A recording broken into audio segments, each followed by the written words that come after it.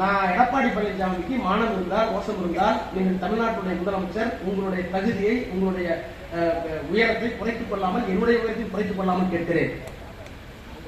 நாங்கள் கூட்டணியில் இருந்தவரை நீங்க உடனே சொல்லுவீங்க, பிஜேபி திமுக கூட்டணி இல்லையா? இருந்தோம். நாங்கள் கூட்டணியிலே இருந்தவரை எங்கள் கொள்கையை கலத்திக் கொள்ளவில்லை. அண்ணாவை போல் அண்ணா என்ன செய்தாரோ கலைஞர் அதைதான் செய்தார். கூட்டணி வைத்தோம். எவ்வளவு நன்மை நடந்தது.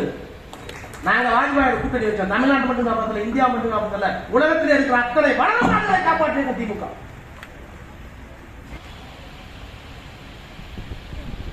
நாங்கள் இருந்தோம், கூட்டணியில இருந்தோம். இந்த நாட்டுக்கு நல்லது, உலகத்துக்கு நல்லது. கொள்கையை கலத்திக்கல. நான் எடப்பாடியை கேட்கிறேன், உனக்கு துணிச்சல் இருந்தால், திராணி இருந்தால், நாங்கள் கொள்கையை விட்டுக் கொடுக்க மாட்டோம், மண்டியிட மாட்டோம், சரணடைய மாட்டோம். மோடியை, அமித்ஷாவை சட்டையை குறித்து உடுக்குவோம் தமிழ்நாட்டுடைய உரிமைக்காக என்று சொல்லுவதற்கு உங்களுக்கு யோசனை இருக்கிறா? ஏதாவது ஒண்ணு கேட்கிறீங்களா? நீ ஒண்ணு வேணாம். கூட்டணி வச்சா யாருக்கு குறித்து பேசும்?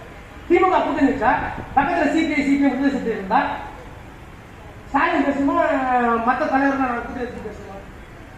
எடப்பாடி பேச உட்காந்து இடிச்சு பிள்ளைய மாதிரி வாயில குறிப்பிட்ட மாதிரி வச்சிருந்தாரு. அமித்ஷா சொல்லிட்டு போற கூட்டணி ஆட்சி வரப்போம். அவ்வளவு என்ன நடக்குது? என்ன நடக்குது? இனிமேல் எந்த காலத்திலும் கூட்டணி வைக்க மாட்டேன். ஜெயலலிதா அம்மா படம் நெஞ்சில, புத்தியில பிஜேபி அமித்ஷா. அம்மா படம் இங்க, அயோத்தி தர்மம் இங்க. இதுக்கு ஒரு கட்சியா? நீங்க எங்களை போக சொல்லுவீங்களா? என்ன நியாயம் கேட்கிறேன். அப்ப தமிழ்நாட்டுடைய உரிமை நான் இப்பவும் சொல்றேன். கூட்டணி வைத்து விட்டோம். கடந்த காலத்தில் தலைவரைத்து விட்டேன்.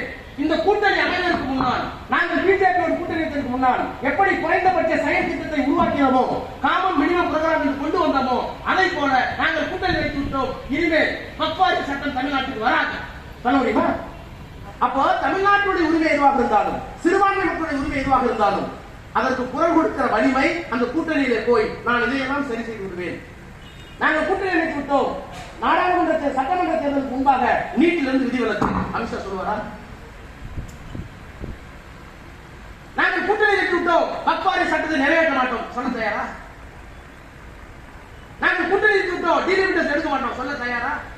நாங்கள் கூட்டணி வைத்து விட்டோம், புதிய கல்விக் கொள்கையை நிறைவேற்ற மாட்டோம் சொல்ல தயாரா? நாங்கள் கூட்டணி வைத்து விட்டோம், மாநில அரசுக்கு எதிராக செயல்பட மாட்டோம் சொல்ல தயாரா? நாங்கள் கூட்டணி வைத்து விட்டோம், தமிழ்நாட்டுக்கு வர வேண்டிய பணம் 10,000 கோடி எல்லாத்தையும் கொடுத்துருவோம் சொல்ல தயாரா? இதெல்லாம் சொல்லு.